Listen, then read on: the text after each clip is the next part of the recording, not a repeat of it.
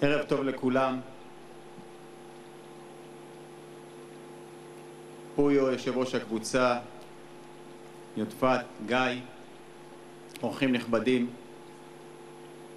לפני מספר חודשים הגיעו אליי למשרד השלישייה שהזכרתי כרגע, ואמרו שהם מעוניינים לפרוס סיב אופטי, כפי שדנה ציינה כרגע, מחיפה למרסיי, והם צריכים עזרה, רישיון, חיצור את הדחיפה של הרגולטור. ושאלתי אותם למה.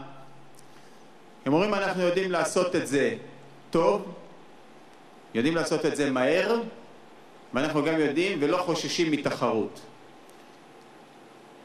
ושלושת הפרמטרים האלה הם מילות קסם במשרד שלנו.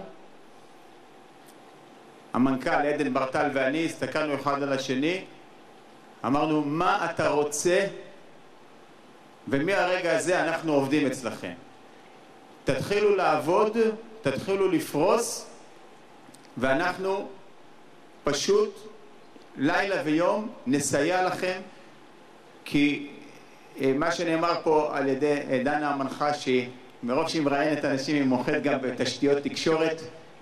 חברים, יש לנו פיגור עצום בתשתיות תקשורת, וכל חברה שמגיעה ותגיע ותרצה תקבל את מלוא הסיוע. אנחנו לא יכולים להרשות לעצמנו. אנחנו יודעים, אם אנחנו נעשה אנלוגיה למכוניות, אנחנו יודעים לייצר מרצדס, פורשה, אני יודע, למבורגיני, אבל נוסעים על כבישי האפר.